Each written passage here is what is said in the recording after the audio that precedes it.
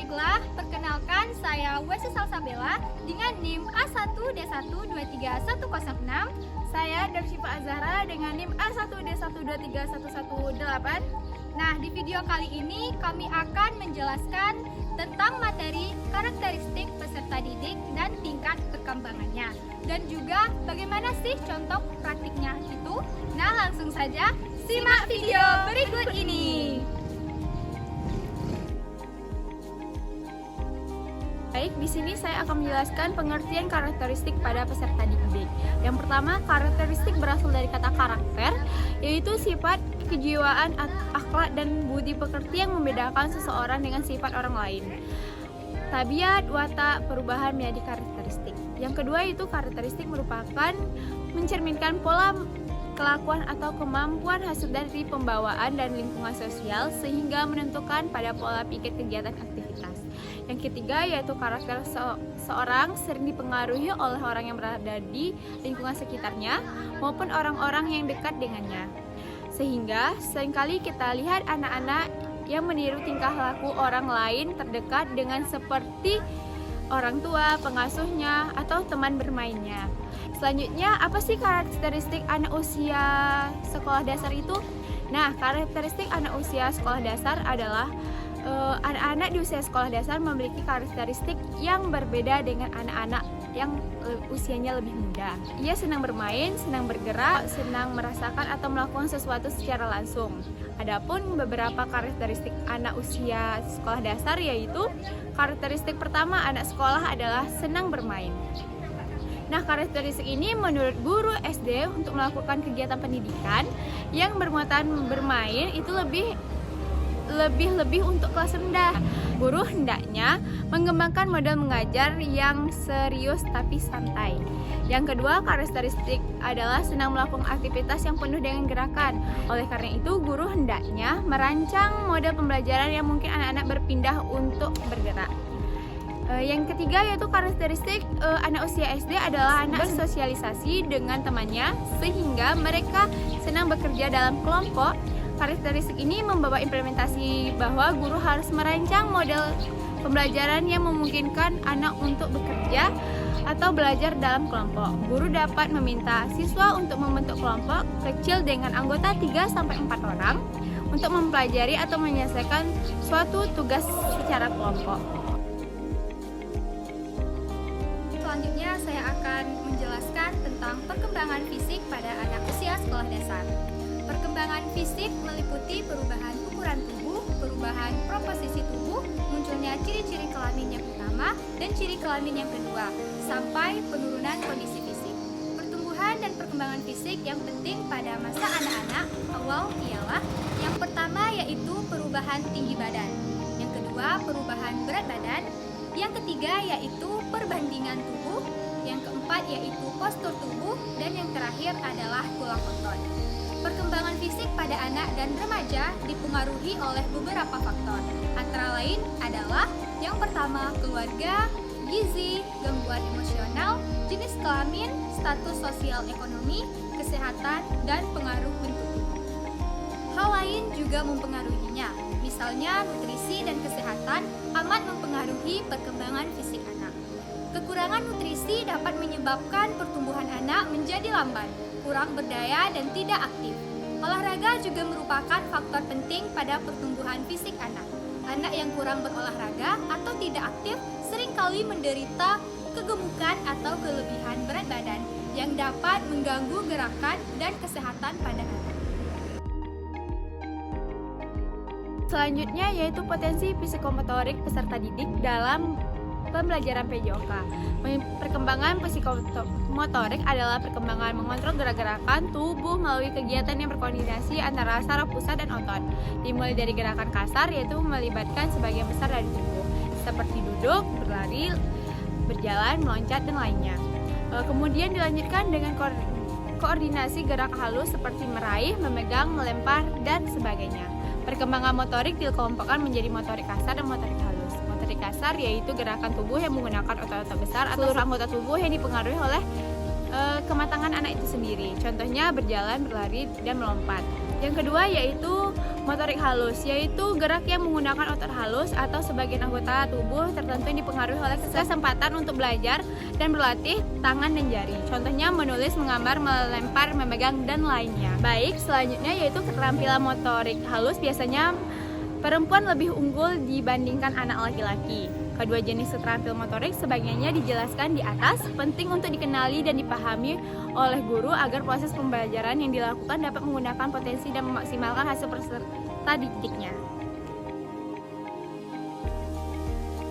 Selanjutnya, apa saja sih praktik gerakan fisik dan psikomotorik dalam pembelajaran PJOK di sekolah dasar? Berikut ini adalah beberapa contoh praktik yang dapat disiapkan dalam pembelajaran PJOK SD. Yang pertama yaitu gerakan dasar, yaitu misalnya berjalan dan berlari. Selanjutnya adalah melompat. Yang kedua yaitu senam, di mana senam yang dapat dilaksanakan misalnya senam ketangkasan dan juga senam kesegaran jasmani. Dan yang terakhir adalah permainan tradisional seperti lompat tali dan lari estafet. Nah, di video kali ini kami akan mempraktikkan salah satu gerakan dasar pada latihan fisik, yaitu squat jump dan sit up. Dan untuk latihan psikomotorik kami mengambil lari bolak-balik. Bagaimana sih praktiknya kepada peserta didik? Langsung saja simak video berikut ini. Baik, di video kali ini kami akan menjelaskan praktik dari karakteristik peserta didik dan tingkat perkembangannya. Nah, langsung saja saksikan video berikut ini. Baiklah, sekarang kita akan melakukan pemanasan. Sebelum melakukan pemanasan, dahulu kita berdoa kepada Dia. Baik, sebelum kita melakukan praktik pada kali ini, alangkah baiknya kita berdoa untuk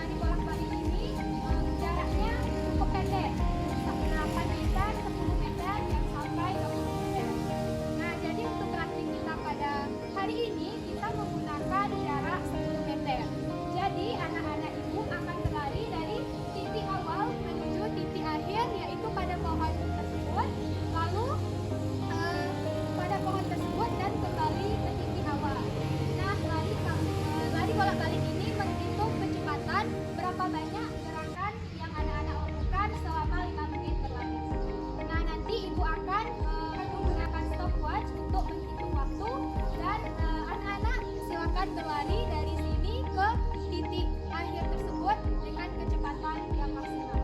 Dimulai dari sekarang, 1, 2, 3.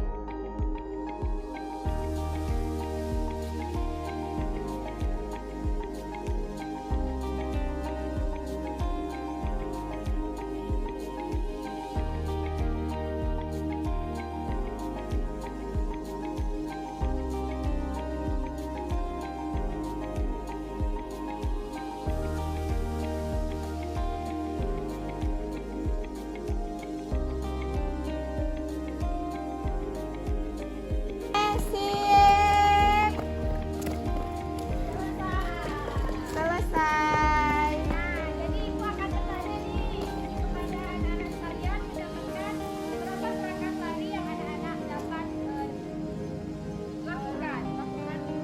Alhamdulillah berapa gerakan? Saya mendapatkan 11 Baik, kemudian iya 15 putaran Ibu. Baik, Aliada? Saya 12 putaran. Dea? Baik, jadi yang paling banyak adalah Nah, jadi seperti yang Ibu katakan tadi, lari bolak-balik ini untuk meningkatkan kelincahan dan juga kekuatan otot kaki kita.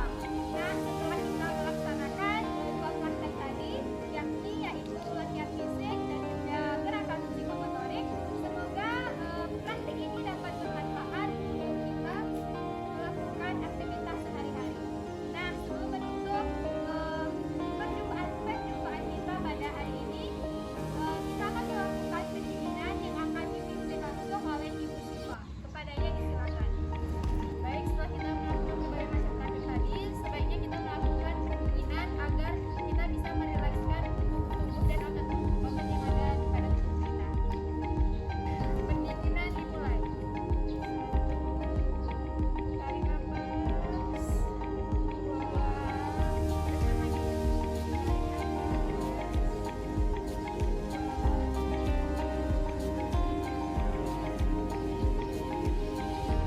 Lembutkan semua otot-otot tangan. Selanjutnya kita lembutkan otot-otot kaki.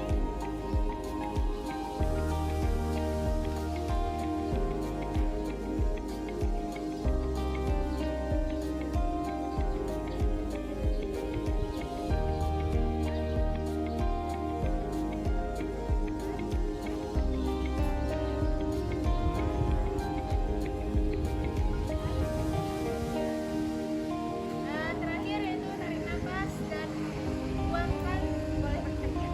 1, 2, 3. Lepaskan ke depan.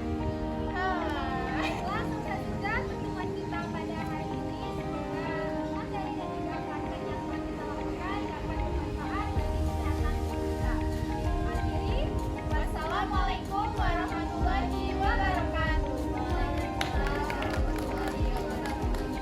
Oke, mungkin itu saja yang dapat kami praktekkan. Semoga materi yang kami jelaskan dan praktekkan dapat bermanfaat bagi kesehatan tubuh kita dan bisa dipahami sesama murid lainnya. Akhirul kalam, Wassalamualaikum warahmatullahi wabarakatuh.